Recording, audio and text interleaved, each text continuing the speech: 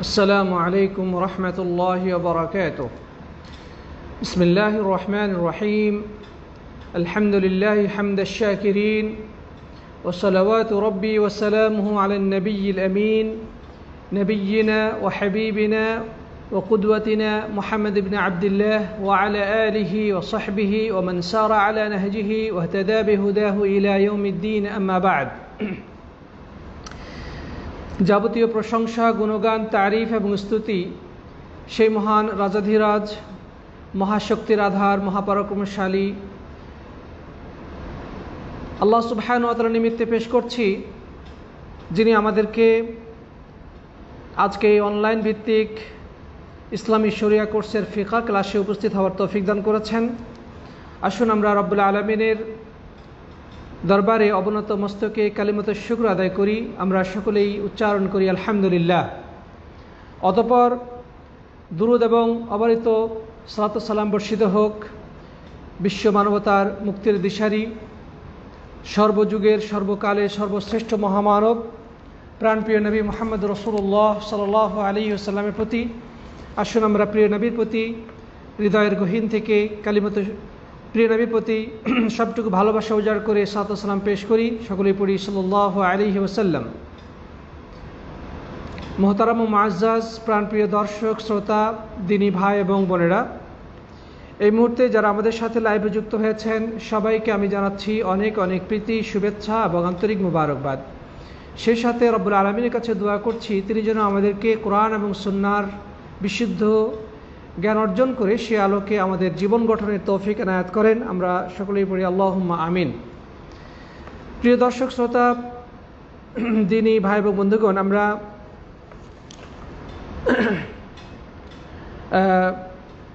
স্বাস্থ্যগত কারণে গত ক্লাসটা করতে পারিনি, তার পরিবর্তে আজকে আমরা ইনশাআল্লাহ ক্লাস করব এবং যথারীতি আগামীকালকেও আমাদের ক্লাস অনুষ্ঠিত হবে ইনশাআল্লাহ।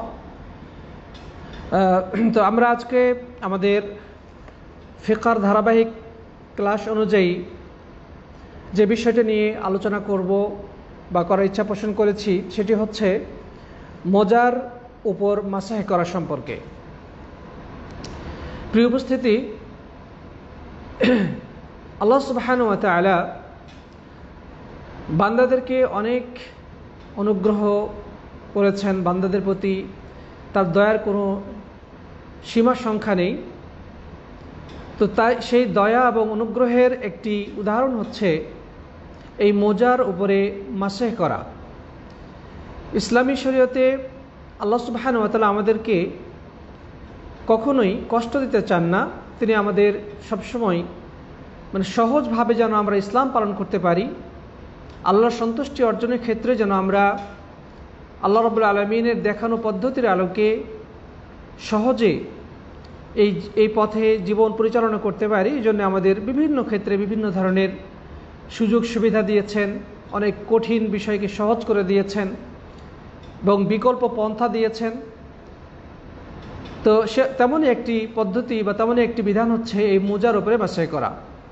আল্লাহ সুবহানাহু ওয়া তাআলা কোরআনে কারীমের মধ্যে বলেছেন, ইউরিদুল্লাহু বিকুমুল ইউসর ওয়ালা ইউরিদু বিকুমুল উসর। আল্লাহ তাআলা চান না তোমাদেরকে কষ্ট দিতে, কিন্তু তিনি তোমাদেরকে সহজ করতে চান। মানে ইসলামের বিধিবিধানগুলো যেন আমরা সহজে পালন করতে পারি, আল্লাহ সুবহানাহু ওয়া তাআলা এটাই চান। এই জন্য আমরা জীবনের বিভিন্ন ক্ষেত্রে আল্লাহর ইবাদত করতে গিয়ে যখনই কোনো সমস্যার মুখোমুখি হই, আল্লাহ সুবহানাহু ওয়া তাআলার পক্ষ থেকে সেই জায়গায় আমরা সমাধান পেয়ে যাই, যেটা আমাদের জন্য খুবই সহজ। যেমন কেউ যদি অজু করতে না পারে বা গোসল করতে না পারে, ফরজ গোসল করা জরুরি, অজু করতে হবে, অজুর পরে সালাত আদায় করতে হবে, কিন্তু অসুস্থতার কারণে অজু গোসল করা সম্ভব হলো না, সেই ক্ষেত্রে আল্লাহ সুবহানাহু ওয়া তাআলা অজু গোসলের বিকল্প হিসেবে সহজ পদ্ধতি দিয়েছেন তায়াম্মুম। সালাত আদায়ের ক্ষেত্রে দাঁড়িয়ে কেউ সালাত আদায় করতে না পারলে বসে বসে সালাত আদায় করবে, বসে না পারলে শুয়ে সালাত আদায় করবে। সফর অবস্থায় আল্লাহ রাব্বুল আলামিন খুব ভালো করে জানেন বান্দার কষ্ট হয়, ঠিকমতো খাওয়া দাওয়া, ঘুম ইত্যাদি হয় না। তারপরে পানির সমস্যা, বিভিন্ন কারণে আল্লাহ সুবহানাহু ওয়া তাআলা সফরের মধ্যে আমাদের জন্য অনেক বিধিবিধান সহজ করে দিয়েছেন। সেখানে ফরজ সালাতগুলোকে সহজ করে দিয়েছেন, 4-এর পরিবর্তে 2 রাকাত পড়ার হুকুম দিয়েছেন। 2 ওয়াক্তের নামাজকে 1 ওয়াক্তে পড়ার সুযোগ দিয়েছেন, জোহর আসর একসাথে, আসর মাগরিব এশা একসাথে। এভাবে করে কেউ যদি সুন্নতগুলো না পড়লেও চলবে, শুধু ফরজগুলো 4 রাকাত বিশিষ্ট নামাজকে 2 রাকাত পড়াই এনাফ। যাই হোক, এ সংক্রান্ত বিস্তারিত আলোচনা আছে, সেদিকে আমরা পরবর্তীতে আলোচনা করব। তো আল্লাহ রাব্বুল আলামিন আমাদের জন্য এভাবে জীবনের বিভিন্ন ক্ষেত্রে বিধান দিয়েছেন। তো যাই হোক, এই আল্লাহ সুবহানাহু ওয়া তাআলার এই যে সহজীকরণ বা আল্লাহর বিধানকে সহজভাবে পালন করা এই যে সুযোগ, এর উপরে ভিত্তি করে সম্মানিত ফকিহগণ একটি ফিকার মূলনীতি তৈরি করেছেন, সেটি হচ্ছে আল মাশাক্কাতু তাজলিবুত তাইসির, যে যেখানেই কষ্ট সেখানেই আল্লাহ সুবহানাহু ওয়া তাআলার পক্ষ থেকে সহজতা রয়েছে। তো যাই হোক, এই কারণে ইসলাম অনুমতি দিয়েছে যখন বান্দা মোজা পরিধান অবস্থায় থাকে, মোজা সেটা কাপড়ের তৈরি হোক, সুতার তৈরি হোক, উলের তৈরি হোক, বা রেক্সিন জাতীয় জিনিসের তৈরি হোক, অথবা প্লাস্টিক জাতীয় জিনিসের হোক, অথবা চামড়ার তৈরি হোক, যে কোনো ধরনের মোজা হোক না কেন, অজু করার ক্ষেত্রে পায়ের মোজা না খুলে ওই মোজার উপরে ভিজা হাত বুলিয়ে নেওয়া বা মাসাহ করা, এই বিধান আল্লাহ সুবহানাহু ওয়া তাআলা আমাদেরকে দিয়েছেন। এর মাধ্যমেই পা ধোয়ার বিকল্প হিসেবে ধর্তব্য হবে, অর্থাৎ পা না ধৌত করে মোজার উপরে যদি ভিজা হাত দ্বারা মাসাহ করে নেওয়া হয় তবেই সেটা যথেষ্ট বলে গণ্য হবে। এবং এ ব্যাপারে অনেক হাদিস এসেছে, এ ব্যাপারে অনেক সাহাবীর আমল এসেছে, আল্লাহ রাসূল সাল্লাল্লাহু আলাইহি ওয়াসাল্লামের আমল এসেছে। সুতরাং এই বিষয়ে আল্লাহ রাব্বুল আলামিনের পক্ষ থেকে এই যে ছাড় দেওয়া হয়েছে, এই ছাড় গ্রহণের ক্ষেত্রে কোনো সন্দেহর কোনো সুযোগ নেই। প্রিয় বন্ধুগণ, এই যে মোজার উপরে মাসাহ করা, যদিও এটা ফিকহি বিষয়, অর্থাৎ এটি ফিকহের সাথে সম্পৃক্ত, কিন্তু আহলুস সুন্নাত ওয়াল জামাতের অনেক আলেম এটিকে আকীদার মাসলা হিসেবে উল্লেখ করেছেন, অর্থাৎ এটি আকীদা সংক্রান্ত একটা বিষয় হিসেবে তারা গণ্য করেছেন। কারণটা কি? কারণ হলো যে শিয়া এবং খারেজি সম্প্রদায় তারা মোজার উপরে মাসাহ করাকে জায়েজ মনে করেন না। খারেজি এবং শিয়া রাফেজি গোষ্ঠী এরা মোজার উপরে মাসাহ করাকে বৈধ মনে করেন না। পক্ষান্তরে আহলুস সুন্নাহ ওয়াল জামাতের পূর্ব থেকে বর্তমান পর্যন্ত বলা যায় সকল যুগের আলেমগণ এ ব্যাপারে একমত যে মোজার উপরে মাসাহ করা জায়েজ রয়েছে। তো যার কারণে অনেক আলেম এই মোজার উপরে মাসাহ করার বিষয়টিকে আমাদের আকীদার সাথে সম্পর্কিত বিষয় হিসেবে তাদের কিতাবে স্থান দিয়েছেন। যদিও মৌলিকভাবে এটি ফিকহের সাথে সম্পর্কিত, কিন্তু যেহেতু এই ক্ষেত্রে খারেজি এবং শিয়া সম্প্রদায় দ্বিমত পোষণ করেছে, সেই কারণে এটি আমাদের আকীদার সাথে সম্পর্কিত হয়ে গেছে। আলেমগণ এই বিষয়টিকে সামনে রেখে মোজার মাসালাটিকে তারা আকীদার কিতাবের মধ্যে উল্লেখ করেছেন। প্রিয় সাথী বন্ধুগণ, সাহাবীদের থেকেও রাসূল করিম সাল্লাল্লাহু আলাইহি ওয়াসাল্লাম থেকে তো প্রমাণিত হয়েছেই, এমনকি সাহাবীদের মধ্যে অনেক সাহাবী তারা এই মোজার উপরে মাসাহ করার আমল করেছেন। আবু বকর রাদিয়াল্লাহু তাআলা আনহু, উমর, উসমান, আলী এবং আহলুল বদরের যুদ্ধে অংশগ্রহণকারী সাহাবী, আহলুল হুদাইবিয়ার যুদ্ধে অংশগ্রহণকারী সাহাবী, তারপরে যুগে যুগে কালে কালে সমস্ত ফোকাহগণ এই মাসআলা অনুযায়ী তারা আমল করেছেন। সুতরাং শিয়া এবং রাফেজি এবং এই খাওয়ারেজ সম্প্রদায় যদিও এই ক্ষেত্রে দ্বিমত পোষণ করে, এতে ইনশাআল্লাহ আমাদের এটা ইসলামের কোনো ক্ষতি করবে না, বরং তারা নিজেরাই পথভ্রষ্ট, তারা গুমরাহির অন্ধকারে হাবুডুবু খাচ্ছে। এই ক্ষেত্রেই শুধু নয়, তারা ইসলামের এর থেকে আরও বড় বড় মাসলাই আহলুস সুন্নাহ ওয়াল জামাতের সাথে দ্বিমত পোষণ করেছে। বেদাতপন্থীরা এভাবেই কোরআন এবং সুন্নাহ স্পষ্ট হাদিস, কোরআনের বাণী হাদিস, সাহাবীদের আমলকে উপেক্ষা করে এভাবেই তারা যুগে যুগে ধ্বংসপ্রাপ্ত হয়েছে। আমরা এই ধ্বংসপ্রাপ্ত বেদাতি গোষ্ঠীর জন্যে আল্লাহর কাছে হেদায়েত কামনা করছি। প্রিয় বন্ধুগণ, ইসলামের এই বিধানটি এতটা দৃঢ় ভিত্তিরূপে প্রতিষ্ঠিত যে আলেমগণ উল্লেখ করেছেন যে মুজারবে মাসাহ সংক্রান্ত হাদিস এটা মুতাওয়াতির পর্যায়ের হাদিস, অর্থাৎ এই হাদিসটি এত ব্যাপক সংখ্যায় সাহাবী বর্ণনা করেছেন যে এটা ভুল হওয়ার কোনো সম্ভাবনা নেই বা এটাকে অস্বীকার করার কোনো সুযোগ নেই। আলেমগণ বলেছেন যে প্রায় ৮০ জন সাহাবী এই হাদিসটি বর্ণনা করেছেন, অর্থাৎ প্রায় ৮০টির উপরে হাদিস রয়েছে এই মুজার উপরে মাসাহ করা সংক্রান্ত। এই জন্যে অনেক আলেম বলেছেন যে কেউ যদি মুজার উপরে মাসাহ করার বিধানকে অস্বীকার করে, সম্ভাবনা রয়েছে বা আশঙ্কা রয়েছে, সে ইসলাম থেকে বের হয়ে যাবে, কারণ ইসলামের কোনো বিধানকে অস্বীকার করার কোনো সুযোগ নেই। ইমাম কারখি রাহিমাহুল্লাহ বলছেন, মান আনকারাল মাসহাল খুফাইন ইখশা আলাইহিল কুফর, যে কোনো ব্যক্তি যদি মুজার উপরে মাসাহ করার বিধানকে অস্বীকার করে তাহলে আশঙ্কা রয়েছে সে কাফের হয়ে যাবে, তার কুফরের আশঙ্কা রয়েছে। এবং হাসান রাহিমাহুল্লাহ বলছেন, হাদ্দাসানি সাবউনা আন আসহাবিন নবী সাল্লাল্লাহু আলাইহি ওয়াসাল্লাম ক্বাদ মাসহাল খুফাইন, যে প্রায় ৭০ জন বর্ণনাকারী আমার কাছে বর্ণনা করেছেন যে আল্লাহ রাসূল সাল্লাল্লাহু আলাইহি ওয়াসাল্লামের সাহাবীগণ মুজার উপরে মাসাহ করতেন। প্রিয় বন্ধুগণ, আমরা এ সম্পর্কে দলিলগুলো আমরা জানবো ইনশাআল্লাহ। তার আগে আমরা জানবো যে মাসাহ বলতে কী বোঝায়। মুজার উপরে মাসাহ বলতে বোঝায় যে মানে মাসাহ শব্দের শাব্দিক অর্থ হচ্ছে ইমরারুল ইয়াদি আলা শাই, ইমরারুল ইয়াদি আলা শাই, কোনো কিছুর উপরে হাত বুলানো, এটাকে বলা হয় মাসাহ। কিন্তু ইসলামী শরীয়তের পরিভাষায় মানে ভিজা হাত নির্দিষ্ট স্থানে নির্দিষ্ট পদ্ধতিতে বুলানো, এটাই হচ্ছে মাসাহ। যেমন মাথা মাসাহ করার ক্ষেত্রে ভেজা হাতকে আমরা মাথার উপরে বুলাই, বা মাথার উপরে হাত, আমরা মাথার চুলের উপরে হাত বুলাই, এটা হচ্ছে মানে মাথা মাসাহ। আর পায়ে মোজা থাকলে ভেজা হাত মোজার উপরে যখন আমরা মানে মাসাহ করি বা মোজার উপরে আমরা সেটা বুলাই, তখন সেটা হচ্ছে মোজার উপরে মাসাহ।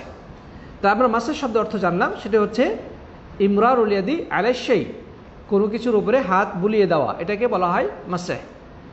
আচ্ছা প্রিয় বন্ধুগণ, এরপরে আমরা যে জিনিসটি জানব যে মোজার উপরে মাসাহ করার ব্যাপারে হাদিসে কি বলা হয়েছে বা এ ব্যাপারে দলিল কি। এই ব্যাপারে অনেক দলিল রয়েছে, যেমনটি আমরা ইতিপূর্বে উল্লেখ করেছি যে প্রায় ৮০টি হাদিস রয়েছে। আর এমন ব্যাপক পরিমাণ হাদিস কোনো মাসআলার পক্ষে থাকলে সেটিকে মুতাওয়াতির পর্যায়ে বলা হয়, অর্থাৎ ব্যাপক সংখ্যক হাদিসকে কোনো বিষয়ের উপরে থাকলে সেটা হচ্ছে আপনার মুতাওয়াতির। এটা মুতাওয়াতির পর্যায়ের হাদিস দ্বারা এটি সাব্যস্ত। যাই হোক, সবচেয়ে প্রসিদ্ধ হাদিস এই ব্যাপারে যেটা সহিহ বুখারী এবং মুসলিমে বর্ণিত হয়েছে, মুগীরা ইবনে শুবা রাদিয়াল্লাহু তাআলা আনহু বলছেন যে কুনতু মা'আন নবী সাল্লাল্লাহু আলাইহি ওয়াসাল্লাম ফি সাফার, যে আমি এক সফরে আল্লাহ রাসূল সাল্লাল্লাহু আলাইহি ওয়াসাল্লামের সাথে ছিলাম। ফাআহওয়াইতু লিআনজা'a খুফাই, তো আল্লাহ নবী সাল্লাল্লাহু আলাইহি ওয়াসাল্লাম ওযু করবেন, তিনি ওযুর প্রস্তুতি নিচ্ছেন, ওযু করছেন, ওযু শেষ করলেন, কিন্তু যখন তিনি পা ধৌত করবেন তো মুগীরা রাদিয়াল্লাহু তাআলা আনহু বলছেন যে আমি ইচ্ছা পোষণ করলাম যে আমি রাসূল করিম সাল্লাল্লাহু আলাইহি ওয়াসাল্লামের মোজা দুটা খুলে দেই। ফাকাল, তখন তিনি বললেন, দা'হুমা ফাইন্নী আদখালতুহুমা তাহিরাতাইন, যে তুমি ছেড়ে দাও, মোজা খোলার দরকার নেই, কারণ আমি স্বীয় মোজার উপরে পবিত্র অবস্থায় কি করেছি, মাসাহ করেছি। ফামাসাহ আলাইহিমা, এরপরে তিনি মোজার উপরে মাসাহ করলেন। এটি সর্বোচ্চ পর্যায়ের বিশুদ্ধ হাদিস, যা সহিহ বুখারী এবং মুসলিমে একসাথে বর্ণিত হয়েছে। আর আমরা জানি সহিহ বুখারী মুসলিমে একসাথে বর্ণিত হাদিসকে বলা হয় মুত্তাফাকুন আলাইহ। সুতরাং বিশুদ্ধতম মুত্তাফাকুন আলাইহ হাদিস দ্বারা প্রমাণিত হলো যে আল্লাহ রাসূল সাল্লাল্লাহু আলাইহি ওয়াসাল্লাম মোজার উপরে কি করেছেন, মাসেহ করেছেন।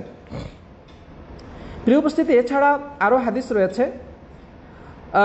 সফওয়ান ইবনে আসাল রাদিয়াল্লাহু তাআলা আনহু থেকে বর্ণিত, তিনি বলছেন যে কানা রাসূলুল্লাহ সাল্লাল্লাহু আলাইহি ওয়াসাল্লাম ইয়ামুরুনা ইযা কুন্না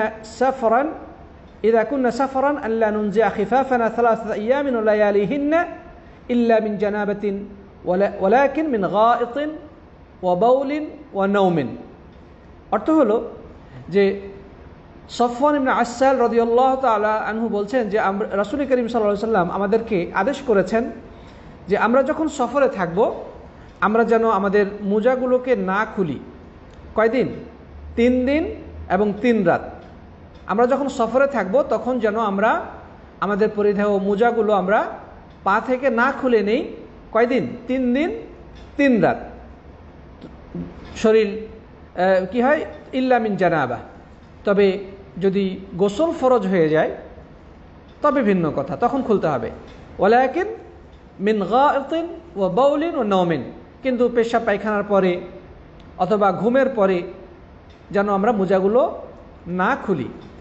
প্রিয় বন্ধুগণ, ইমাম আবু হানিফা রাহিমাহুল্লাহ এই ব্যাপারে মন্তব্য করেন। তিনি বলেন যে মা কুলতু বিল মাসহি হাত্তা জাআনি ফিহি মিথলু দাউইন নাহার, যে আমি মোজা মাসহের ব্যাপারে কোনো ফতোয়া বলিনি যতক্ষণ পর্যন্ত আমার কাছে এটি দিনের আলোর মতো সুস্পষ্টভাবে প্রতিভাত না হয়েছে। অর্থাৎ আমার কাছে মানে দিনের আলোর মতো সুস্পষ্টভাবে প্রতিভাত না হওয়া পর্যন্ত, পরিষ্কার না হওয়া পর্যন্ত আমি এ ব্যাপারে কোনো কথা বলিনি। তার মানে এটি খুবই একেবারে প্রসিদ্ধ এবং স্পষ্ট বিধিবিধান, স্পষ্ট বিধানের অন্তর্ভুক্ত। যাই হোক, আল্লাহ সুবহানাহু ওয়া তাআলা যখন কোনো বিষয়ে ছাড় দেন তখন ওই ছাড়টা গ্রহণ করাকে তিনি পছন্দ করেন। যেমন হাদিসে বর্ণিত হয়েছে, নবী আকরাম সাল্লাল্লাহু আলাইহি ওয়াসাল্লাম বলেছেন ইন্নাল্লাহা ইউহিব্বু আন ইউতা রুখাসাহু কামা ইয়াকরাহু আন ইউতা মাআসি। আল্লাহ তাআলা পছন্দ করেন যে তিনি বান্দাকে যে ছাড় দিয়েছেন তারা যেন সেটা গ্রহণ করে, যেভাবে তিনি অপছন্দ করেন কেউ যদি আল্লাহর নাফরমানি করে। তো আল্লাহর নাফরমানিকে যেভাবে আল্লাহ সুবহানাহু ওয়া তাআলা অপছন্দ করেন, ঠিক একইভাবে কেউ যদি আল্লাহর দেওয়া ছাড়গুলোকে, সুযোগগুলোকে, অফারগুলোকে গ্রহণ করে তাহলে মহান রব্বুল আলামিন এতে খুশি হন, তিনি এটা পছন্দ করেন। তো প্রিয় বন্ধুগণ, তো যেহেতু আল্লাহ সুবহানাহু ওয়া তাআলা আমাদেরকে এই সুযোগ দিয়েছেন, এই ছাড় দিয়েছেন যে ওযু করার সময় আমরা পা ধৌত না করে যদি মোজা পরিধান অবস্থা থাকি তাহলে সে মোজার ওপরেই আমরা ভিজা হাত বুলিয়ে নেব বা মোজার ওপরে মাসেহ করে নেব। এটি আল্লাহ তাআলার পছন্দনীয়, তিনি এটি পছন্দ করেন। যেভাবে সফর অবস্থায় সালাত কসর করাকে আল্লাহ সুবহানাহু ওয়া তাআলা পছন্দ করেন। যাই হোক, আমরা সামনে চলি। ইনশাআল্লাহ এই ব্যাপারে আমরা মাসাইল আরও বিভিন্ন বিধান ইনশাআল্লাহ আমরা জানব। তো মোট কথা, এটি একাধিক হাদিস দ্বারা প্রমাণিত যে আল্লাহ রাসূল সাল্লাল্লাহু আলাইহি ওয়াসাল্লাম মোজার উপরে মাসেহ করেছেন, যেটা সহিহ বুখারী মুসলিমে বর্ণিত হয়েছে। তাছাড়া আরও সুনান গ্রন্থে বর্ণিত হয়েছে। এছাড়া খোলাফায়ে রাশিদিন তারাও এই হাদিস অনুযায়ী আমল করেছেন। বরঞ্চ আরও অনেক সাহাবী থেকে বর্ণিত হয়েছে যে তারা মোজার উপরে কী করেছেন? মাসেহ করেছেন। প্রিয় উপস্থিতি সাথী বন্ধুগণ, এ পর্যায়ে আমরা জানব যে মোজার উপরে আমরা মাসেহ করব বা ইসলাম যে মোজার উপরে মাসেহ করার অনুমতি দিয়েছে সেই মোজার মধ্যে কতিপয় শর্ত পূরণ করা আবশ্যক, অর্থাৎ এই ধরনের শর্ত অবশ্যই থাকতে হবে। সেই শর্তগুলো নিয়ে আমরা এখন আলোচনা করব। প্রিয় উপস্থিতি, প্রথম হচ্ছে যে মোজাটা হবে পূর্ণ অবস্থা, মানে পরিপূর্ণ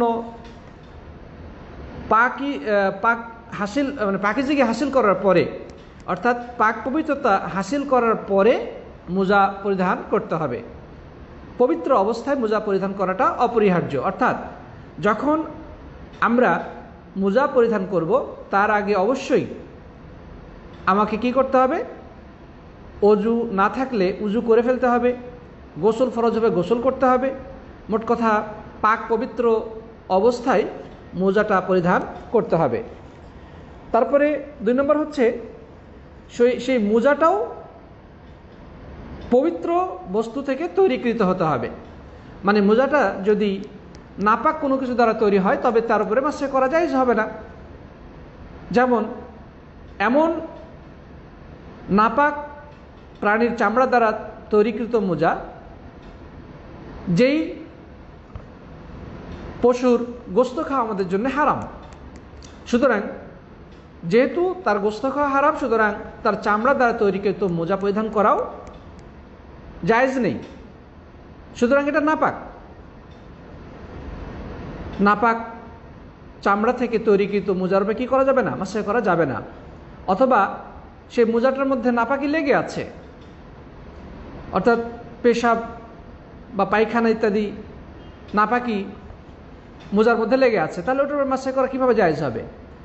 কারণ যেই মোজাটা আমরা পরিধান করব, আমি নিজে যেমন পাক পবিত্র অবস্থায় মোজাটা পরিধান করব, একইভাবে যে মোজাটা পরিধান করব সেটাও পাক পবিত্র হতে হবে। প্রিয় বন্ধুগণ, তাহলে আমরা 2টি শর্ত পেলাম।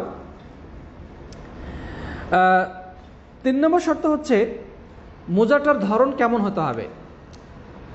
মোজাটার ধরন হলো মানে এমন মোজা হতে হবে যেটা অজু করার সময় আমরা যে পায়ের যে অংশটুকু ধৌত করি সেই অংশটুকু যেন ঢাকে, এমন মোজা হতে হবে। অর্থাৎ আমরা পা ধোয়ার সময় কতটুকু ধৌত করি বা কতটুকু ধৌত করা আবশ্যক, সেটা হচ্ছে 2 পায়ের গোড়ালি সহকারে, মানে কাবাইন, 2 পায়ের যে টাকনু বা গোড়ালি সেটুকু অবশ্যই ধৌত করতে হয়। সুতরাং যে মোজাটার উপরে আমরা মাসাই করতে চাই সে মোজাটা অবশ্যই এতটুকু বড় হতে হবে যে পরিধান করলে 2 পায়ের গোড়ালি অথবা টাকনু, যেটাকে গোড়ালি বা টাকনু বলা হয়, যে এই অংশটুকু অবশ্যই ঢাকতে হবে। যদি ছোট মোজা হয়, এক প্রকার মোজা পাওয়া যায় যেটা আরও ছোট, পায়ের গোড়ালি ঢাকে না, টাকনু ঢাকে না, তবে ওই মোজার উপরে মাসে করা কি হবে না? জায়েজ হবে না। প্রিয় উপস্থিতির সাথে বন্ধুগণ, আমরা তাহলে আরেকটি শর্ত জানতে পারলাম যে সে মোজাটা কেমন হতে হবে বা মোজার মানে কতটুকু ঢাকতে হবে। তারপরে মোজার উপরে মাসে করা জায়েজ হবে শুধু ছোট নাপাকি থেকে পবিত্রতা হাসিলের ক্ষেত্রে, অর্থাৎ অজু করার ক্ষেত্রে। পেশাব পায়খানার পরে আমরা যখন অজু করব, এই ক্ষেত্রে আমরা অজুর সমস্ত কার্যাবলী সম্পন্ন করব। শুধু পা ধোয়ার ক্ষেত্রে পা ধৌত না করে, পায়ের মোজা না খুলে পায়ের ওই মোজার উপর দিয়ে মাসে করে নেব, তবে এটাই যথেষ্ট হবে। এটা শুধু ছোট নাপাকির ক্ষেত্রে। কিন্তু যদি গোসল ফরজ হয়ে যায়, স্ত্রী সহবাস অথবা স্বপ্নদোষ অথবা বীর্যপাত অথবা মহিলাদের হাইজ নেফাস ইত্যাদি কারণে যদি গোসল ফরজ হয়ে থাকে, তাহলে সেই ক্ষেত্রে মোজার উপরে মাসা প্রযোজ্য নয়। তখন সেই ক্ষেত্রে অবশ্যই মোজা খুলে পরিপূর্ণভাবে গোসল করতে হবে। প্রিয় সাথী বন্ধুগণ, তাহলে আমরা আরেকটি বিষয় জানতে পারলাম যে এই মোজার উপরে মাসা করার বিষয়টি শুধু ছোট নাপাকি থেকে পবিত্রতা হাসিলের ক্ষেত্রে প্রযোজ্য, অর্থাৎ অজুর ক্ষেত্রে প্রযোজ্য, গোসলের ক্ষেত্রে প্রযোজ্য নয়। গোসল ফরজ হলে অবশ্যই মোজা খুলতে হবে এবং পুরো শরীর ধৌত করতে হবে। তারপরে আরেকটি শর্ত হচ্ছে মোজা মাসার নির্দিষ্ট সময় রয়েছে, এই সময়ের মধ্যে হতে হবে। যে সময়টা আমরা ইতিপূর্বে একটা হাদিসের মধ্যে উল্লেখ করেছি আংশিক, সেটি হচ্ছে যে সফর ইবনে আশআর রাদিয়াল্লাহু তাআলা আনহু বলছেন যে আমরা সফরে থাকা অবস্থায় রাসূল করিম সাল্লাল্লাহু আলাইহি ওয়াসাল্লাম আমাদের জন্য বলেছেন যে আমরা 3 দিন পর্যন্ত যেন কি না খুলি, মোজার উপরে মোজা না খুলি এবং মোজার উপরে আমরা যেন মাসাহ করি। যাই হোক, এটি হচ্ছে একটি হাদিস। তবে মুকিমের জন্য এবং মুসাফিরের জন্য অন্য একটি হাদিসে স্পষ্টভাবে সময়টা নির্ধারণ করে দেওয়া হয়েছে। সেটি হচ্ছে যে শুরাহ ইবনে হানি রাহিমাহুল্লাহ বলছেন যে ইন্নাহুম সাআলু আলিয়ান আনিল মাসহি আলাল খুফাইন, যে আলী বিন আবি তালিব রাদিয়াল্লাহু তাআলা আনহুকে মোজার উপরে মাসহি করার সময়সীমা সম্পর্কে প্রশ্ন করা হলে তিনি জবাবে বললেন যে জাআলা রাসূলুল্লাহ সাল্লাল্লাহু আলাইহি ওয়াসাল্লাম সালাসাতা আইয়ামিন ওয়া লায়ালিহিন্না লিল মুসাফির, যে মুসাফিরের জন্যে আল্লাহ রাসূল সাল্লাল্লাহু আলাইহি ওয়াসাল্লাম 3 দিন এবং 3 রাত নির্ধারণ করেছেন। ওয়া ইয়াওমান ওয়া লাইলাতান লিল মুকিম, আর মুকিমের জন্যে বা আবাসে যারা থাকে তাদের জন্যে 1 দিন এবং 1 রাত নির্ধারণ করেছেন। তার মানে যারা আবাসে রয়েছে, যারা সফরে যায়নি, তাদের জন্য বিধান হচ্ছে 1 দিন 1 রাত। আর মুসাফিরদের জন্য, যারা সফরে গমন করেছে, তাদের জন্য 3 দিন 3 রাত। প্রিয় বন্ধুগণ, আমরা সকলেই অবগত যে আমরা যখন বাড়িতে থাকি, আবাসে থাকি, তখন আমাদের সব কিছুই সহজলভ্য, আমরা সব কিছুই সহজে পাই। কিন্তু সফরে গেলে অনেক সময় অনেক কষ্টের সম্মুখীন হতে হয়। খাওয়া দাওয়া, ঘুম, পানির সহজলভ্যতা ইত্যাদি ঠিকমতো হয় না, মানুষ অনেক সমস্যার মধ্যে থাকে। এখন আলহামদুলিল্লাহ, যদিও এই আধুনিক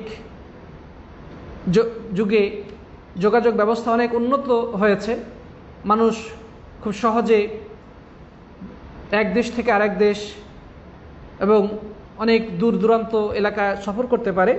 কিন্তু এমন একটা সময় ছিল যখন সফর মানেই বিশাল একটা ত্যাগ তিতিক্ষার বিষয়, বিশাল কষ্টের বিষয়।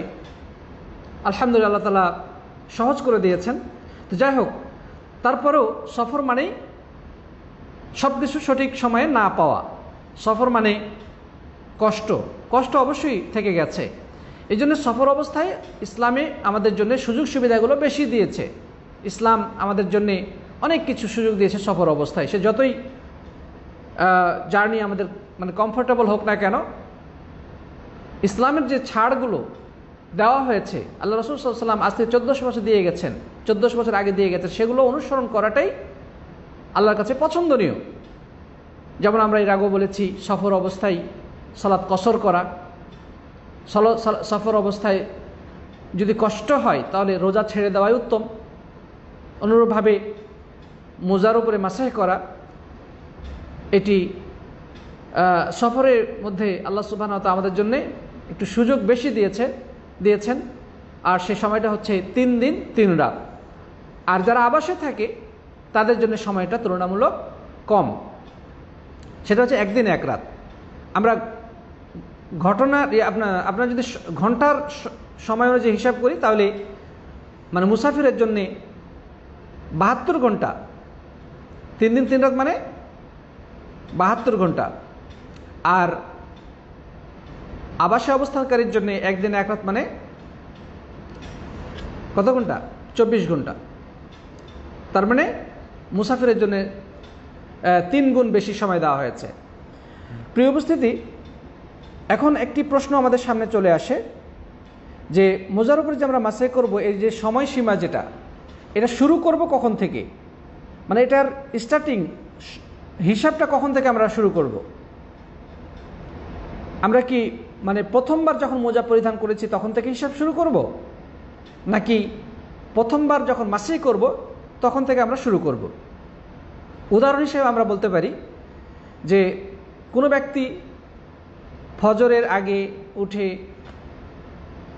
পাক পবিত্রতা হাসিল করে মোজা পরিধান করলো, তারপরে ফজরের সালাত আদায় করলো, তাহলে এক্ষেত্রে এই যে সর্বপ্রথম সে মোজাটা পরিধান করলো ফজরের সময়, 1 দিন 1 রাত বা 3 দিন 3 রাত, এই সময়ের হিসাবটা এই মোজা পরিধান থেকে শুরু হবে, নাকি ধরেন যে সে মোজা পরিধান করে ফজর পড়লো, এরপরে সে কাজে লেগে গেল, হয়তোবা ডিউটি করলো, এবং জোহর পর্যন্ত সে মানে মোজা পরিধান করে থাকলো, এবং জোহরের সময় আবার পুনরায় অজুর প্রয়োজন হলে অজু করলো এবং মোজার উপরে মাসহি করলো।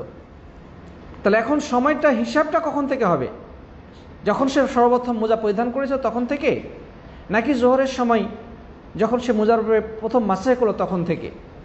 তো এই ব্যাপারে যেটা কথা হলো সেটা হচ্ছে যে যখন থেকে মোজা মাসেহ শুরু করলো তখন থেকে নিয়ে এই সময়ের হিসাবটা শুরু করতে হবে। অর্থাৎ জোহরের সময় সে যদি মোজার উপরে মাসেহ করে তাহলে এই জোহরের সময় থেকে নিয়ে পরবর্তী জোহর পর্যন্ত 24 ঘন্টা সময়ের মাঝে যতবারই সে ব্যক্তির অজু নষ্ট হবে, পেশাব করে আসবে, পায়খানা করবে অথবা ঘুমাবে, যতবারই তার অজুর প্রয়োজন হবে ততবারই সে অজু পরিপূর্ণভাবে করবে। শুধুমাত্র পা ধোয়ার ক্ষেত্রে পায়ের মোজা না খুলে মোজার ওপরে মাসেহ করে নেবে। অর্থাৎ তার এই 24 ঘন্টার সময়টা হিসাব শুরু হবে প্রথম মাসেহ করার পর থেকে, প্রথম পরিধান করা থেকে নয়। অনুরূপভাবে সফরের ক্ষেত্র এভাবে যখন থেকে সে সর্বপ্রথম মাসেহ করলো তারপর থেকে 72 ঘন্টা পরে কি করতে হবে, মানে 72 ঘন্টার মধ্যে যতবার সে মোজার মাসেহ অজু করার প্রয়োজন হবে ততবার সে মাসেহ করতে পারবে। এই সময় অতিবাহিত হয়ে গেলে তখন সেই ক্ষেত্রে মোজার মাসেহ করা বৈধ হবে না, বরং তাকে যেটা করতে হবে সেটা হচ্ছে মোজা খুলে আবার পরিপূর্ণভাবে অজু করতে হবে, পবিত্রতা হাসিল করতে হবে। তারপরে আবার নতুনভাবে সে সময়ের হিসাবটা শুরু হবে এরপরে যখন সর্বপ্রথম সে মাসেহ করবে। আশা করি বিষয়টি ক্লিয়ার হয়েছে। মানে এই সময়সীমা অতিক্রম করলে মোজার উপরে মাসেহ করার বিধান আর প্রযোজ্য হবে না। এক্ষেত্রে একজন প্রশ্ন করেছেন যে মুকিম অবস্থায় কোনোরূপ ওজর ছাড়াই কি মোজার মাসেহ করা যায়? হ্যাঁ, কোনো ওজর থাকুক অথবা না থাকুক সর্বাবস্থায় মোজার উপরে মাসেহ করা জায়েজ রয়েছে যদি আপনি মোজা পরিধান করে থাকেন। বরং অনেক আলেম মোজার উপরে মাসেহ করাটাকে উত্তম বলেছেন অজু করার ক্ষেত্রে। অজু যদি আপনি মোজা পরিধান করে থাকেন তবে মোজা না খোলাটাই উত্তম, মোজা না খুলে বরং মোজার মাসেহ করবেন এটাই বেশি ভালো। আলেমগণ অনেকেই এই মন্তব্য করেছেন, কারণ যেমনটি হাদিসে উল্লেখ করা হয়েছে, আমরা ইতিপূর্বে উল্লেখ করেছি, নবী সাল্লাল্লাহু আলাইহি ওয়াসাল্লাম বলেছেন ইন্নাল্লাহা ইউহিব্বু আন ইউতা রুখাসাহু কামা ইয়াকরাহু আন ইউতা মাআসিহি, যে আল্লাহ তাআলা যখন কোনো ছাড় দেন সেই ছাড়টা গ্রহণ করলে আল্লাহ তাআলা খুশি হন, তিনি এটা পছন্দ করেন যে বান্দা আমার দেওয়া ছাড়টা গ্রহণ করুক। সুতরাং আপনার ওজর থাকুক অথবা নাই থাকুক, কোনো সমস্যার মধ্যে থাকেন অথবা স্বাভাবিক অবস্থা থাকেন, মোজা পরিধান করলে মোজার উপরে মাসেহ করবেন, এটাই সুন্নত। বরং যেহেতু আমরা এর আগে উল্লেখ করেছি যে এটা শিয়া এবং খারেজি সম্প্রদায়ের মতের বিপরীত, সেই ক্ষেত্রে তাদের বিরোধিতার স্বার্থেও আমাদের এই সুন্নতটির প্রতি যত্নশীল হওয়া দরকার, যাতে যেন আমরা তাদের বিরোধিতা করতে পারি, তাদের এই বাতিল আকীদার বিরুদ্ধে আমরা সহিহ সুন্নাহ অনুযায়ী আমল করতে পারি। সাথী বন্ধুগণ, আমরা আরও ইনশাআল্লাহ পরবর্তীতে আরও প্রশ্ন উত্তর দেব। দুর্গন্ধযুক্ত হলে কি হয়, বা দুর্গন্ধযুক্ত হলে যে জিনিসটা বলবো, দুর্গন্ধ অবশ্যই হতে পারে, দুর্গন্ধ হলে দুর্গন্ধ থেকে আমাদেরকে মুক্ত হতে হবে, সেক্ষেত্রে মোজা খুলে ফেলতে হবে, এটাই হচ্ছে সবচেয়ে উত্তম। কারণ আপনি যখন সালাত আদায় করতে যাবেন তখন তো দুর্গন্ধযুক্ত জিনিস নিয়ে আমি সালাত আদায় করবেন না।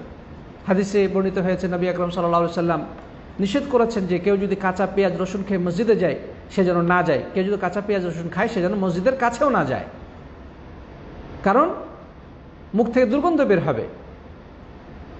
তাহলে এখান থেকে আমরা বুঝতে পারি যে আপনার শরীরের মধ্যে পোশাকে মোজা যদি ইত্যাদিতে দুর্গন্ধ থাকে তবে এটা অবশ্যই কোনো মানে ভালো মুসলিমের পরিচয় নয় যে সে দুর্গন্ধযুক্ত জিনিস নিয়ে, পোশাক আশাক নিয়ে, মোজা নিয়ে মসজিদে গিয়ে সালাত আদায় করবে। দুর্গন্ধ হলে অবশ্যই সেটা খুলে ফেলতে হবে। কিন্তু শীতকালে আমরা অনেক সময় মোজা পরিধান করি, বিশেষ করে শীতের সময় আমরা মোজাটা বেশি পরিধান করি, দুর্গন্ধ হয় না, কিন্তু গরমের সময় বেশি দুর্গন্ধ হয়। তো যাই হোক, সর্বোপরি কথা হচ্ছে যে স্বাভাবিক যদি থাকে, দুর্গন্ধ না হলে এই সর্বোচ্চ এই সুযোগটা কাজে লাগাতে পারি। আর দুর্গন্ধ হলে সেটা খুলে পরিষ্কার করে দুর্গন্ধ মুক্ত করে, অথবা আমরা মোজা খুলে নতুন অন্য আরেক জোড়া মোজা পরিধান করব যেটাতে দুর্গন্ধ নেই। যাই হোক সাথী বন্ধুগণ, আমরা তাহলে মোজার শর্তাবলী আমরা জানতে পেরেছি। কি কি শর্ত, এর সংক্ষেপে আবারও বলছি যে 1 নম্বর হচ্ছে যে পূর্ণ পবিত্র অবস্থায় মোজা পরিধান করতে হবে, এটা হচ্ছে প্রধান শর্ত। 2 নম্বর হচ্ছে যে সেই মানে পবিত্র মোজা দুটো পবিত্র বস্তু থেকে তৈরি করা হতে হবে, মানে নিজের শরীরটা যেন পবিত্র থাকবে, যে মোজাটা পরিধান করব সেই মোজাটাও যেন পবিত্র থাকে এবং পবিত্র বস্তু থেকে তৈরি করা হয়। তারপরে সেই মোজাটা হতে হবে 2 পায়ের গোড়ালি বা টাকনু পর্যন্ত ঢাকার মতো, এর থেকে ছোট হলে তার উপর মাসা করা জায়েজ হবে না। তারপরে এখানে আরেকটা শর্ত বলা হয়েছে মোজা বৈধ হতে হবে, চুরি করা মোজা বা অবৈধ মোজার মাসা করা জায়েজ নেই। তারপরে মাসে করার ক্ষেত্রে ছোট নাপাকির ক্ষেত্রে মোজার মাসে করা জায়েজ, অর্থাৎ অজুর ক্ষেত্রে মোজার মাসে করা জায়েজ। গোসল ফরজ হলে সেক্ষেত্রে অবশ্যই মোজা খুলে গোসল করতে হবে, সেক্ষেত্রে মোজার মাসে প্রযোজ্য নয়। তারপর নির্দিষ্ট যে সময় রয়েছে সে সময়ের মধ্যে মোজার মাসে করতে হবে, অর্থাৎ মুসাফিরের জন্যে 3 দিন 3 রাত তথা 72 ঘন্টা, আর মুকিমের জন্যে বা আবাসে অবস্থানকারীর জন্যে 1 দিন 1 রাত বা 24 ঘন্টা।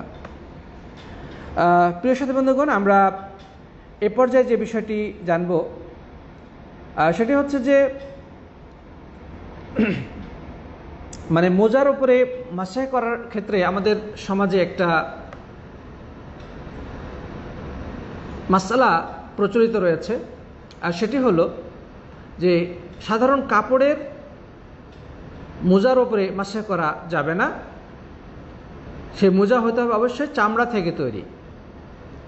তো সাথী বন্ধুগণ, আমরা এক্ষেত্রে যে জিনিসটা বলবো সেটা হচ্ছে যে দেখেন, ইসলামে আমাদের জন্য যে বিধানগুলো দিয়েছেন আমাদের সহজ করার জন্যে, আমরা যেন কোনো জটিলতার সম্মুখীন না হই। বিশেষ করে শীতকালে মানুষ যখন মোজা পরিধান করে থাকে, চাই সে চামড়া পরিধান করুক অথবা কাপড়ের তৈরি মোজা পরিধান করুক, সর্বাবস্থায় মোজা খুলে পা ধৌত করা অনেক সময় কষ্টসাধ্য হয়ে যায়, বা স্বাভাবিক অবস্থায়ও আমাদের জন্যে বারবার মোজা খোলা এটা কষ্টসাধ্য হয়ে যায়। আর আল্লাহ তাআলা বলেছে ইউরিদুল্লাহু বিকুমুল ইউসর, আল্লাহ তাআলা তোমাদের সহজ করতে চান, ওয়ালা ইউরিদু বিকুমুল উসরা, আল্লাহ তাআলা তোমাদেরকে কষ্টে ফেলতে চান না। তো কেউ যদি চামড়ার মোজা পরিধান করে তার মোজা খুলতে কষ্ট হয়, কিন্তু যারা চামড়া ছাড়া অন্য বস্তুর তৈরিকৃত মোজা পরিধান করে তাদের কি কষ্ট হয় না? অবশ্যই তাদেরও একই সমস্যায় পড়তে হয়। সুতরাং সঠিক কথা হলো যে মোজা চামড়া থেকে তৈরি হতে হবে, তাহলেই মাসে করা যাবে, এই মাসআলা সঠিক নয়, এটি অগ্রাধিকারযোগ্য কোনো মন্তব্য নয়। যদিও হানাফি মাযহাবে এই অনুযায়ী ফতোয়া দেওয়া হয় যে সেটা অবশ্যই চামড়ার তৈরি হতে হবে। তো চামড়া তৈরির ক্ষেত্রে আমরা বলবো, যদি চামড়া তৈরি করার শর্ত আরোপ করা হয় তাহলে তো বাংলাদেশের মানে কয়জন মানুষ মোজার মাসে করে এই সুযোগ গ্রহণ করতে পারবে? আল্লাহর দেওয়া এই রুখসত কয়জন পাবে? হাতে মানে সারা বাংলাদেশ খুঁজলে আপনি কয়জন লোক পাবেন যে চামড়ার তৈরি মোজা পরিধান করে? বরঞ্চ চামড়ার মতো এক ধরনের মোজা পাওয়া যায়, সেটাও চামড়ার না, সেটা রেক্সিন থেকে তৈরি। তাহলে তারা এই সুযোগটা কীভাবে পাবে? বা সব মানুষই তো ধনী নয় যে সকলে চামড়ার তৈরি মোজা পরিধান করবে। যারা গরিব মানুষ তারা চামড়া মোজা কোথায় পাবে? বা আরব দেশেও আমরা দেখি অধিকাংশ মানুষ চামড়ার তৈরি মোজার পরিবর্তে ওই রেক্সিনের অথবা কাপড়ের তৈরি সুতা বা উলের তৈরি মোজা পরিধান করে। সাহাবীদের মধ্যেও তারা সকলেই ধনী সাহাবী ছিলেন না যে সকলেই চামড়ার দামি মোজা পরিধান করবেন, বরং তারা কাপড়ের তৈরি মোজা পরিধান করতেন। এই জন্য হাদিসে বলা হয়েছে যে তারা জাওরাব এর উপরে মাসহ করেছেন। আরবিতে চামড়ার তৈরি মোজাকে বলা হয় খুফ, আর কাপড়ের তৈরি মোজাকে বলা হয় জাওরাব। তো নবী আকরম সাল্লাল্লাহু আলাইহি ওয়াসাল্লামের সাহাবাগণ তারা সকলেই চামড়ার মোজা পরিধান করেছেন, সকলেই ধনী ছিলেন বিষয়টা এমন নয়। অনেক সাহাবী কাপড়ের তৈরি জাওরাব ব্যবহার করতেন এবং তার উপরে মাসাহ করতেন। বহু হাদিস দ্বারা এটার প্রমাণ রয়েছে। সুতরাং আমরা বলবো যে কাপড়ের তৈরি হোক অথবা চামড়ার তৈরি হোক অথবা রেক্সিনের তৈরি হোক, যে কোনো কিছু তৈরি হোক না কেন, মোজা পরিধান করলে তার জন্যে মোজার উপরে মাসাহ করা অবশ্যই জায়েজ রয়েছে, শরীয়তে এতে কোনো বাধা নেই। খুফ হোক অথবা জাওরাব হোক, কাপড়ের উল, সুতা, রেক্সিন বা প্লাস্টিক জাতীয় জিনিসের তৈরি করা হোক অথবা চামড়ার দ্বারা তৈরি করা হোক, সকল ক্ষেত্রেই মোজা পরিধান করা অবশ্যই জায়েজ। এ ব্যাপারে সাহাবীদের বহু প্রমাণ রয়েছে। সাথী বন্ধুগণ, আমরা তাহলে আশা করি বিষয়টি বুঝতে পেরেছি যে মোজার ক্ষেত্রে এই যে একটা হীনমন্যতা বা একটা প্রচলিত ফতোয়া, এটা আসলে দলিল বহির্ভূত কথা। বরং সেটা চামড়ার তৈরি হোক অথবা যে কোনো কিছু তৈরি হোক, আপনার যেটা মোজার যে শর্ত রয়েছে, অর্থাৎ মোজাটা যদি আপনি পাক পবিত্র অবস্থায় পরিধান করে থাকেন এবং সেই বস্তুটা যেটা দ্বারা তৈরি করা হয়েছে সেটা যদি পবিত্র হয়ে থাকে, মোজাটার মধ্যে কোনো নাপাকিন লেগে না থাকে, এবং তাহলে নির্দিষ্ট সময়ের মধ্যে শরীয়তের বিধিবিধান ঠিক রেখে আপনি মোজার উপরে দ্বিধাহীনভাবে মাসাহ করতে পারেন, শরীয়তে এতে কোনো আপত্তি নেই, কোনো বাধা নেই। আচ্ছা, তো এখন কথা হলো যে আমরা মোজার উপরে মাসাহ করবার পদ্ধতিটা কি? কি পদ্ধতিতে আমরা মোজার উপরে মাসাহ করব? প্রিয় সাথী বন্ধুগণ, সেটা হচ্ছে যে সমস্ত ফকিগণ এ ব্যাপারে একমত যে মোজার উপরে মাসাহ করার ক্ষেত্রে উপরের অংশে করতে হবে, নিচের অংশে মাসাহ করা এটা ইসলামী শরীয়তের বিধানের মধ্যে নেই। কিন্তু যুক্তি বলতেছে যে মাসাহ করতে হলে মোজার নিচ দিয়ে মাসাহ করাটা উচিত, কারণ আমরা মোজা পরিধান করলে মোজার নিচের অংশটাই বেশি নোংরা হয় বা ময়লা আবর্জনা লেগে থাকে। সুতরাং যুক্তি অনুযায়ী মোজার নিম্নাংশ বা নিচের অংশটা মাসাহ করাটা অধিক যুক্তিযোগ্য। কিন্তু ইসলাম যেটা আমাদেরকে শিক্ষা দিয়েছে সেটা হচ্ছে আমরা মাসাহ করলে উপরের অংশ করব। এই ক্ষেত্রে আমরা উল্লেখ করতে চাই সেই বিখ্যাত উক্তি যেটা আলী রাদিয়াল্লাহু তাআলা থেকে বর্ণিত হয়েছে। তিনি বলেছেন, লাউ কানা আদ-দীনু বির-রা'ই লাকানা আসফালুল খুফাইনি আওলা বিল মাসহি মিন আ'লাহ ওয়া ক্বাদ রাআইতু রাসূলুল্লাহ সাল্লাল্লাহু আলাইহি ওয়াসাল্লাম ইয়ামসাহু আলা যাহিরি খুফাই। আলী বিন আবি তালিব রাদিয়াল্লাহু তাআলা আনহু বলছেন, দিন ইসলাম যদি রায় তথা যুক্তি অনুযায়ী চলতো তাহলে মোজার নিচের উপরের অংশ থেকে নিচের অংশ মাসাহ করাটা অধিক উত্তম হতো। দিন ইসলামী শরীয়ত যদি যুক্তি বা আমাদের আকল অনুযায়ী চলতো তাহলে মোজার উপরের অংশ থেকে নিচের অংশ মাসাহ করাটা অধিক যুক্তিযোগ্য হতো, অধিক উত্তম হতো। অথচ আমি রাসূল করিম সাল্লাল্লাহু আলাইহি ওয়াসাল্লামকে দেখেছি যে তিনি মোজার উপরের অংশে কী করেছেন? মাসাহ করেছেন। প্রিয় উপস্থিতি সাথী বন্ধুগণ, তাহলে আমরা বুঝতে পারলাম যে দিন ইসলাম হচ্ছে আনুগত্যের নাম, অনুসরণের নাম। অনেক বিধান রয়েছে যেগুলো আমরা যুক্তি দিয়ে এটার সমাধান করতে পারবো না বা এর যৌক্তিকতা খুঁজে পাবো না। বিবেক দিয়ে আকল খাটিয়ে এর পিছনে হয়তোবা আমরা যৌক্তিকতা খুঁজে পাবো না, হয়তোবা কেউ পেতেও পারে, কারণ মানুষের আকল সবার এক সমান নয়, মানুষের যুক্তি বুদ্ধি সবার এক সমান নয়। তো সেই ক্ষেত্রে হয়তোবা বেশি জ্ঞানী ব্যক্তিরা হয়তো যুক্তি খুঁজে পাবেন, কিন্তু অধিকাংশ মানুষের কাছে সেটা হয়তো যুক্তিযোগ্য নাও হতে পারে। তাই বলে আমরা কি অনুসরণ করব না? আমাদের করণীয় হবে আল্লাহর দেওয়া বিধানের কাছে নিঃশর্তে আত্মসমর্পণ করা। এটার নামই হচ্ছে ইসলাম। আল্লাহ যা বলেছেন আমরা দ্বিধাহীনভাবে বিনা প্রশ্নে আনুগত্য করব, মেনে নেব। সামি'না ওয়া আতা'না, শুনলাম এবং মেনে নিলাম, এটি হচ্ছে ইসলামের প্রধান নির্দেশ, প্রধান করণীয়। সুতরাং আমরা সব ক্ষেত্রে মানে যুক্তি খুঁজে বেড়াবো, এমনটি আসলে কোনো আত্মসমর্পণকারী মুসলিমের জন্যে উচিত নয়।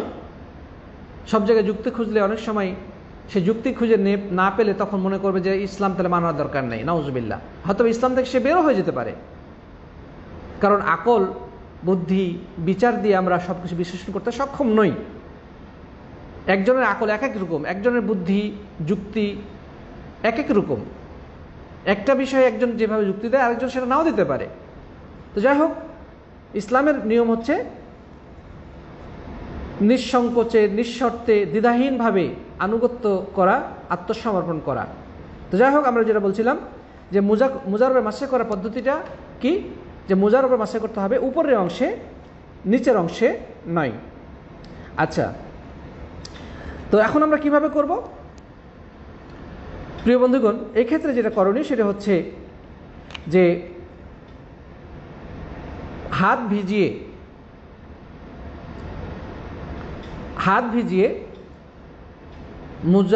মোজার উপর দিয়ে যে পিঠের অংশটুকু, পায়ের যে পিঠ আছে সে পিঠের অংশটুকু উপরে একবার কি হাত বুলিয়ে নেব। আঙ্গুল থেকে শুরু করে এভাবে করে আমরা যদি উপর দিকে টেনে নিই, হাতকে ভিজা হাতকে আমরা মোজার উপরে রেখে এভাবে করে আমরা যদি টেনে নিই তবেই যথেষ্ট হবে। যদি উপর অধিকাংশ অংশে মানে মোজার পৃষ্ঠদেশে যদি আমরা উপর অধিকাংশ জায়গায় আমাদের হাত পৌঁছে যায় তবেই যথেষ্ট। মানে একেবারে সব জায়গায় হাত পৌঁছতে হবে বা সব জায়গায় যদি একেবারে আমাদের মানে পরিপূর্ণভাবে ভিজাতে হবে, ভিজা হাত সব জায়গায় নিয়ে যেতে হবে, ওই বিষয়টা এরকম নয়। উপরে একবার ভিজা হাত যদি টেনে নেওয়া যায় তবে যথেষ্ট হবে। এখন কথা হচ্ছে যে দুই হাতে দুই পা মাসাহ করব নাকি ডান হাত দ্বারা উভয়টাই করব। এ ব্যাপারে শরীয়তে কোনো আবশ্যকতা দেওয়া হয় নাই যে আপনাকে দুই হাতে দুই পা মাসাহ করতে হবে অথবা এক হাতে উভয়টা করা যাবে না, এ ধরনের কোনো বাধা নিষেধ দেওয়া হয় নাই। আপনার যেটা সুবিধা সেটাই করবেন। যদি দুই হাত দ্বারা দুই পা মাসাহ করা হয় তবে সেটা ভালো, যে দুই হাত ভিজিয়ে দুই পায়ের উপরে, ডান পায়ের উপরে এবং বাম হাত বাম পায়ের উপরে এভাবে ধরে আপনি মাসাহ করলেন, সেটাও যেভাবে জায়েজ রয়েছে। অথবা শুধু ডান হাত ভিজিয়ে আপনি ডান এবং প্রথমে ডান এরপরে আপনি বাম পা মাসাহ করলেন, এতে কোনো আপত্তি নেই, এতেও মাসাহ শুদ্ধ হয়ে যাবে ইনশাআল্লাহ, এতে কোনো ক্ষতি হবে না। আচ্ছা, তাহলে আমরা বুঝতে পারলাম। তো কয়বার করব? একবার, তিনবার নয়। আমরা অনেক সময় দেখি মানুষ মুজারবে মাসাহ করতেছেন, সেই ক্ষেত্রে দেখা যাচ্ছে যে অনেকে দেখা যাচ্ছে পুরো পা মাসাহ করতেছেন দুই হাত দ্বারা, মনে হচ্ছে যেন তার দুই পা ধৌত করতেছেন। এভাবে না, এটা ঠিক না। অনেকে দুই হাত দিয়ে পুরো প্রথম মানে পায়ের মাথার দিক থেকে নিয়ে পুরোটা একেবারে দুই হাত দ্বারা মাসাহ করতেছেন, তিনবার করে করতেছেন। না, এটা ঠিক না, এটা সঠিক পদ্ধতি নয়। অনেকে নিচের অংশটাও করেন। সঠিক পদ্ধতি হচ্ছে শুধু উপরের অংশটুকু ডান হাত দ্বারা ডান পা এবং বাম হাত দ্বারা বাম পা, আঙুলের দিক থেকে শুরু করে টান দিয়ে অল্প উপরে নিয়ে আসলেই অধিকাংশ জায়গায় যদি সেই হাতটা পৌঁছে যায় তবে যথেষ্ট হবে। একাধিকবার করার কোনো প্রয়োজন নেই। প্রিয় সাথী বন্ধুগণ, তাহলে আমরা এখান থেকে বিষয়টি বুঝতে পারলাম যে মোজার উপরে আমরা কিভাবে মাসাহ করব। এরপর যে আমরা যে জিনিসটি জানবো সেটি হচ্ছে যে কি কি কারণে মাসাহ ভেঙে যায়। একটা হচ্ছে অজু ভঙ্গের কারণ, একটা হচ্ছে মাসাহ ভঙ্গের কারণ। মানে আমরা আর মাসাহ করতে পারবো না, কি এমন কারণ রয়েছে যে সমস্ত কারণে আর মাসাহ করা বৈধ হবে না, মাসাহ আর প্রযোজ্য নয়, আবার নতুন করে মাসাহ করতে হবে, সেগুলো আমরা এখানে জানার চেষ্টা করব। প্রিয় সাথী বন্ধুগণ, প্রথম কথা হচ্ছে যে যে সমস্ত কারণে অজু নষ্ট হয় সেই সমস্ত কারণে মাসেহ নষ্ট হয়।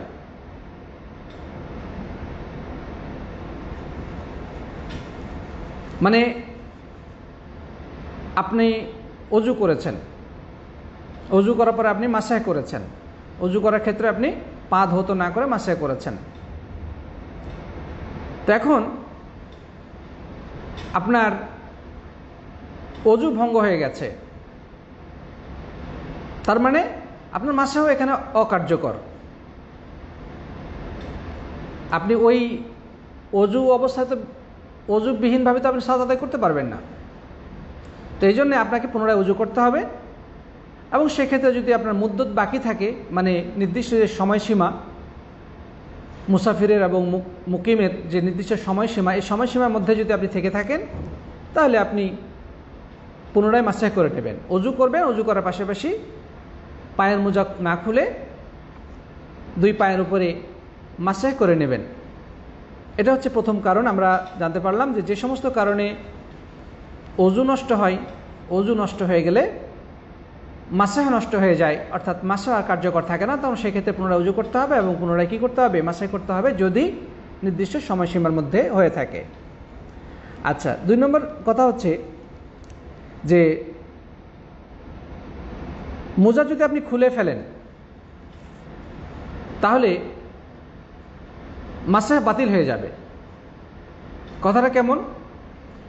মনে করেন আপনি মোজা পরিধান করে আছিলেন, অজু করেছেন, তারপরে মোজা উপরে মাসেহ করেছেন, কিন্তু আপনি দেখছেন যে মোজাটার মধ্যে একটু দুর্গন্ধ দেখা যাচ্ছে বা কিছু ময়লা আবর্জনা দেখা যাচ্ছে, আপনি মোজা পরিবর্তন করলেন।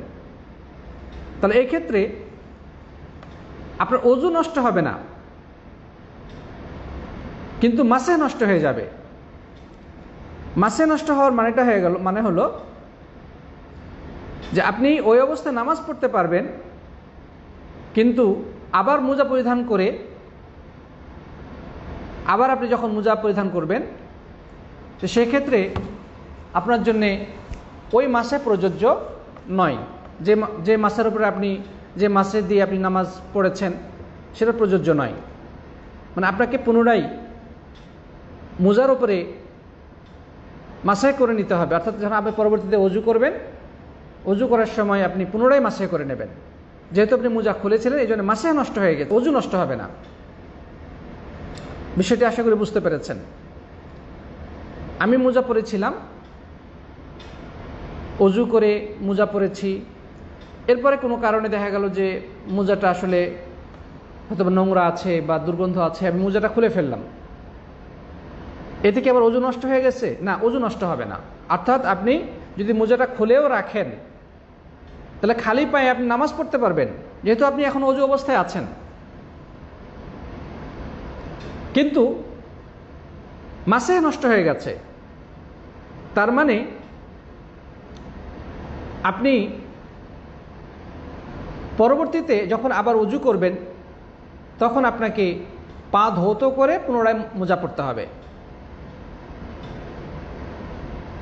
তখন আবার যে মোজা আপনি পরে নিয়েছিলেন, তখন ওই মোজার উপরে ভিত্তি করে আপনি পরবর্তীতে নামাজ পড়তে পারবেন না। পরবর্তী যখন আপনি অজু করবেন তখন সেই ক্ষেত্রে আপনাকে মোজা খুলে পুনরায় মাসেহ করে নিতে হবে। যে আশা করি বিষয়টি ক্লিয়ার হয়েছে। তারপরে মুসাফির এবং মুকিম, মুসাফির বা সফরকারী এবং আবাসে অবস্থানকারীর জন্য নির্দিষ্ট যে সময়সীমা, সেই সময়সীমা অতিবাহিত হয়ে গেলে তখন আর মাসেহ কার্যকর হবে না। সেই ক্ষেত্রে আপনার জন্য জরুরি হচ্ছে পুনরায় অজু করে তারপরে পায়ের মোজা না খুলে পুনরায় অজু করবেন। অজু করার পরে আপনি মোজা পরিধান করবেন। এর পরবর্তীতে যখন আপনি পুনরায় অজু করতে যাবেন তখন আপনার জন্য কি হবে? মাসেহ করে তখন থেকে আবার নতুনভাবে সময়সীমা হিসাব করতে হবে। অর্থাৎ যেমন 12 ঘন্টা পার হয়ে গেল, আবাস অবস্থায় আপনার মোজা পরিধান করে 12 ঘন্টা অতিবাহিত হয়ে গেল। এখন আপনি কি করবেন? এখন আপনার জন্য করণীয় হচ্ছে যে নেক্সট টাইম আপনি যখন অজু করবেন, অজু করার পরে পবিত্র অবস্থায় মোজা পরিধান করবেন। এরপরে সর্বপ্রথম আপনি যখন মোজার উপরে মাসেহ করবেন, তখন থেকে নিয়ে নতুনভাবে আপনার এই টাইম কাউন্টিং শুরু হবে, যেটা আমরা এর আগে ক্লিয়ার করেছি। আশা করি এক্ষেত্রে কোনো অস্পষ্টতা নেই। মানে মুসাফিরের এবং মুকিমের নির্দিষ্ট সময়সীমা অতিবাহিত হয়ে গেলে মাসেহের সময়সীমা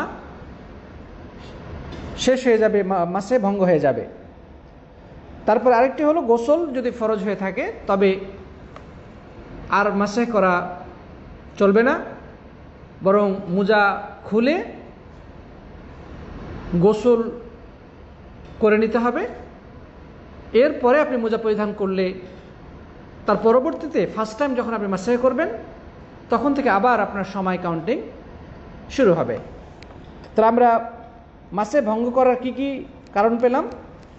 যে সমস্ত কারণে ওযু নষ্ট হয় সেই সমস্ত কারণে মাসেহ নষ্ট হয়, এটা হচ্ছে 1 নম্বর কারণ। 2 নম্বর হচ্ছে যে মোজার উপরে যদি মানে মাসেহ করেছিলাম, এখন ওই মোজাটা যদি আপনি খুলে ফেলি তাহলে মাসেহটা শেষ হয়ে যাবে, মাসেহ ভঙ্গ হয়ে যাবে, কিন্তু ওযু ভঙ্গ হবে না। 3 নম্বর কারণ হলো যে মুসাফির এবং মুকিমের জন্য যে নির্দিষ্ট সময়, সে সময়সীমা অতিবাহিত হয়ে গেলে মাসেহ ভঙ্গ হয়ে যাবে। 4 নম্বর কারণ হলো যদি গোসল ফরজ হয়ে থাকে, স্বামী স্ত্রী মিলন, স্বপ্নদোষ, বীর্যপাত অথবা মহিলাদের ঋতুস্রাব বা বাচ্চা প্রসবজনিত কারণ ইত্যাদি কারণে শরীর নাপাক হয়ে যায়, তবে সেক্ষেত্রে এই বিধান আর প্রযোজ্য হবে না। গোসল করে তারপরে মোজা পরিধান করলে তখন তার উপরে এই বিধান প্রযোজ্য হবে। আশা করি আমরা বিষয়টি বুঝতে পেরেছি সাথী বন্ধুগণ। আমরা একটা বিষয় সংক্ষেপে একটু বলতে পারি,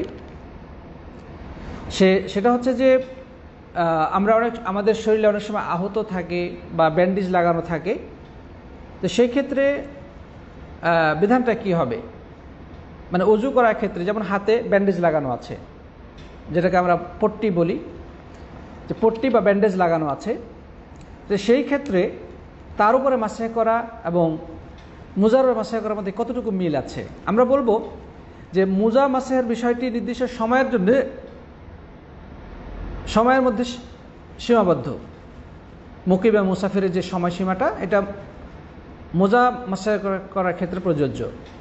পক্ষান্তরে আহত স্থানে যদি ব্যান্ডেজ লাগানো থাকে বা পট্টি লাগানো থাকে, তবে সেই ক্ষেত্রে এই বিধান, এই নির্দিষ্ট সময়সীমা প্রযোজ্য নয়। সেটা যতদিনই হোক না কেন, হয়তো 4, 5 দিন, 7 দিন ধরে ব্যান্ডেজ লাগানো আছে, এই পুরো সময়টাই মাসেহ করা যাবে, বা যতদিন পর্যন্ত এটার মানে না খোলা হবে, প্রয়োজন যতদিন পর্যন্ত থাকবে ততদিন পর্যন্ত পট্টি বা ব্যান্ডেজেরও মাসেহ করা যাবে। আচ্ছা, শুধু পায়ের মোজাতে মাসেহ বৈধ, মানে মোজা আপনি যদি পায়ে পরিধান করেন তবে সেই ক্ষেত্রে মোজা মাসেহ করা বৈধ। হ্যান্ড গ্লাভস এটার মধ্যে তো আর মাসেহ বৈধ না। পক্ষান্তরে শরীরের যে কোনো ক্ষেত্রেই আপনার যদি ব্যান্ডেজ লাগানো থাকে, সেক্ষেত্রে আপনি মাসেহ করতে পারেন।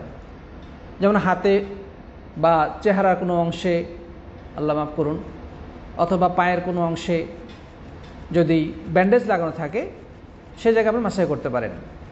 গোসলের ক্ষেত্রে যদি শরীরে অন্য কোথাও ব্যান্ডেজ লাগানো থাকে, তো সেই জায়গাটার উপরে আপনি ভেজা হাত হালকাভাবে বুলিয়ে নেবেন, তবেই যথেষ্ট হবে, সেটা খোলার প্রয়োজন নেই। আর মোজা পরিধানের ক্ষেত্রে শর্ত ছিল যে পাক পবিত্র অবস্থায় সেটা পরিধান করতে হবে, কিন্তু ব্যান্ডেজের ক্ষেত্রে এই শর্ত আবশ্যক নয়। অর্থাৎ আপনার শরীর নাপাক অবস্থাতেও যদি ব্যান্ডেজ লাগানো হয়ে থাকে, তার ক্ষেত্রেও আপনি মাসেহ করতে পারবেন। আর যেমনটি আমরা এর আগে বলেছি যে মোজা মাসের বিষয়টি শুধু ছোট নাপাকি থেকে পবিত্রতা হাসিলের ক্ষেত্রে প্রযোজ্য, কিন্তু ব্যান্ডেজের ক্ষেত্রে সেটা প্রযোজ্য নয়।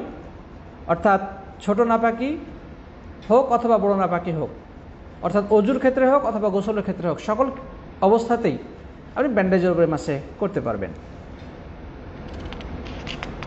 প্রিয় উপস্থিতি, আমরা এর মাধ্যমে আজকের এই মোজা সংক্রান্ত মাসলা মাসাইলগুলো শেষ করতে চাই।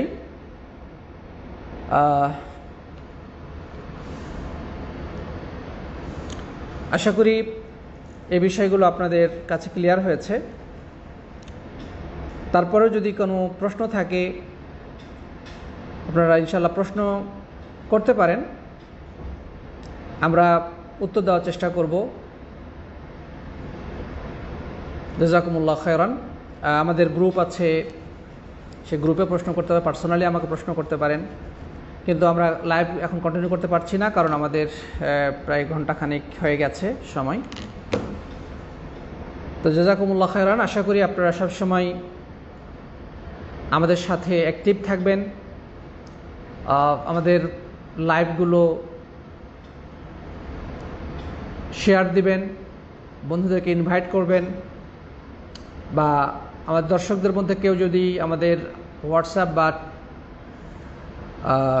টেলিগ্রাম গ্রুপে যুক্ত না হয়ে থাকেন, তাদেরকে আমি অনুরোধ করব যে আপনারা সেই গ্রুপগুলোতে যুক্ত হবেন, কারণ আমরা সেখানে বিভিন্ন বিষয়ে কথা বলি, বিভিন্ন পরামর্শ বা বিভিন্ন প্রশ্নপত্র ইত্যাদি সেখানে আমরা সরবরাহ করি। এবং ইনশাআল্লাহ অচিরে আমাদের এই ক্লাসকে আরও একটু অ্যাক্টিভ করার জন্যে বা আমাদের বিভিন্ন বিষয়ে পরামর্শের জন্য একটা আমরা টিম গঠন করব ইনশাআল্লাহ। সেখানে আপনাদের মূল্যবান মতামত বা পরামর্শগুলো গুরুত্বের সাথে ইনশাআল্লাহ আমরা বিবেচনা করব, এবং কিভাবে আরও সুন্দর করা যায়, কিভাবে আপনাদের এটাকে আরও বেশি ফায়দামন্দ করা যায়, সেজন্য আমরা ইনশাআল্লাহ সেখানে পরামর্শ করব। আল্লাহ তাআলা সবাইকে সবসময় ভালো কাজে লেগে থাকার তৌফিক দান করুন। জাযাকুমুল্লাহ খায়রান। কেউ যদি আমার কথায় বা কোনো আচরণে কষ্ট পেয়ে থাকেন, আমি আন্তরিকভাবে দুঃখিত। সবাই সবার জন্য দোয়া করব, আল্লাহ তাআলা সবাইকে ক্ষমা করুন, সকলকে দ্বীনের উপরে প্রতিষ্ঠিত রাখুন, এই প্রত্যাশা ব্যক্ত করে, এবং আমাদের মধ্যে যারা অসুস্থ আছেন আল্লাহ তাদেরকে সুস্থতা দান করেন, যারা বিভিন্ন সমস্যা আছেন তাদেরকে আল্লাহ তাআলা সমস্যা থেকে মুক্ত করেন, এই দোয়া করে আজকের মতো আমরা বিদায় নিচ্ছি। জাযাকুমুল্লাহু খায়রান। হাদা ওয়া সাল্লাল্লাহু আলা নবিয়িনা মুহাম্মদ ওয়া আলা আলিহি ওয়া সাহবিহি আজমাইন। একজন নাম্বার চেয়েছেন, ইনশাআল্লাহ আমি নাম্বার দিয়ে দেব, আপনারা সেখানে আপনারা যোগাযোগ করতে পারবেন। আসসালামু আলাইকুম ওয়া রাহমাতুল্লাহ। সুবহানাকাল্লাহুম্মা ওয়া বিহামদিকা আশহাদু আল্লা ইলাহা ইল্লা আনতা আস্তাগফিরুকা ওয়া আতুবু ইলাইক।